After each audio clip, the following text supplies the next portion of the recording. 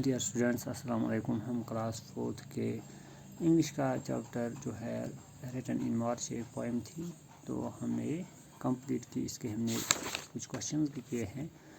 तो बच्चों, आज हमें टिक मार्क करना है, टिक द राइट आंसर। तो जो यहाँ पे राइट आंसर होगा उस पे हमें टिक लगाना है। तो देखते हैं हम सीधे अपने बुक के पेज नंबर 41 की तरफ। यह है पेज नंबर 41 इंग्लिश का। तो यहाँ पे है tick mark the right answer. तो ए पार्ट है बच्चों, the plough boy is at the top oblique bottom of bare hill. जो हमने इस पोएम में पढ़ा कि प्लो बॉय जो है वो खेत पे काम कर रहा था। तो वो कहाँ पे काम कर रहा था? वो हिल के टॉप पे था या वो बॉटम पे था? तो अगर हम पोएम की तरफ देखिए, यहाँ पे लिखा है on the top of the bare hill. तो कहाँ पे था वो? On the top of the bare hill the plough boy is whooping anon. तो कहाँ पे था प्लो बॉय? ये था टॉप ऑफ द हिल पे। तो यहाँ पे हमें ऑप्शन दी गई हैं, एक है टॉप, एक है बॉटम। तो हमें करेक्ट आंसर पे टिक मारना है, तो हम टॉप पे टिक मारेंगे, ठीक है ना। तो जो बच्चों यहाँ पे टॉप है, इस पर हम टिक मारेंगे। तो the plough boy is at the top of the bare hill. तो दूसरा है देयर इज़ जॉय और सॉरो इन द माउंटेन्स। तो जो पहाड़ थे उनमें खुशी थी या सॉरो गम था उनमें। तो अगर हम इसी पोएम की तरफ देखेंगे तो वहाँ पे लिखा है there is joy in the mountains, यानी कि जो पहाड़ थे उनमें खुशी थी। तो यहाँ पे हम जो जॉय है इसके ऊपर हम टिक लगाएंगे। तो इसी तरह यहाँ है सी पार्ट, इसमें there is water oblique sand in fountain. जो फाउंटेन्स थे, फुव्वारे थे, तो उनमें सैंड यानी कि रेत थी उनमें या वाटर थी। तो बच्चों उनमें वाटर होता है, तो हम वाटर पे टिक लगाएंगे, ठीक है। तो अब है क्वेश्चन नंबर 6, राइट ट्रू और फॉल्स। ट्रू और फॉल्स में लिखना है। अगर स्टेटमेंट ट्रू होगा तो हम ट्रू लिखेंगे, अगर फॉल्स होगा तो हम फॉल्स लगाएंगे।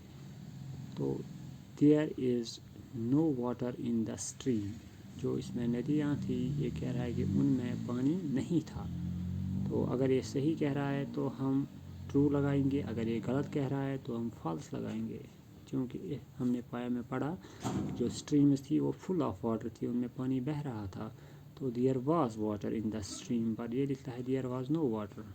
तो ये गलत कह रहा है, इसलिए हम यहाँ पे फॉल्स लिखेंगे, FALSE फॉल्स। तो इसी तरह यहाँ पे है बी पार्ट, द कैटल और ग्रेजिंग। जो कैटल यानी कि मवेशी थे इसमें, तो वो ग्रेजिंग कर रहे थे, वो घास खा रहे थे। तो ये सही कह रहा है, तो हम इसको ट्रू लगाएंगे, TRUE ट्रू। इसी तरह यहाँ पे है there is water in the fountains. जो फाउंटेन्स थे, फव्वारे थे, उनमें पानी था। तो ये भी सही बात है, तो यहाँ पे ट्रू लगाएंगे हम। इसी तरह है D part, it is raining in the poem. जो पोएम है इसमें बारिश हो रही थी। तो जैसा कि हमने पोएम में पढ़ा कि पोएम के एंड पे लिखा था कि ये मार्च का सीज़न, मार्च आया है तो स्प्रिंग का सीज़न आया है, तो क्लाउड्स जो हैं वो ख़त्म हो गए हैं, कोई बारिश नहीं हो रही है। तो इसे गलत कह रहा है ये, इसलिए हम फॉल्स लिखेंगे, क्योंकि धूप थी, वहाँ पे बारिश नहीं थी। The sun shines bright in the poem. तो ये सही ये कह रहा है कि सन जो है वो ब्राइट, वो चमक रहा था। तो ये सही कह रहा है, जिसको हम ट्रू लगाएंगे। तो फिर है एफ पार्ट, द फील्ड्स और येलो। जो फील्ड्स थे वो येलो थे। तो अगर हम देखेंगे पोएम में बच्चों, तो हमने पढ़ा द फील्ड्स और ग्रीन, हर तरफ सब ग्रीनरी थी, सरसब्ज़ खेत थे हर तरफ। तो येलो कहीं पे नहीं लिखा है, तो ये गलत कह रहा है, इसमें हम फॉल्स लगाएंगे।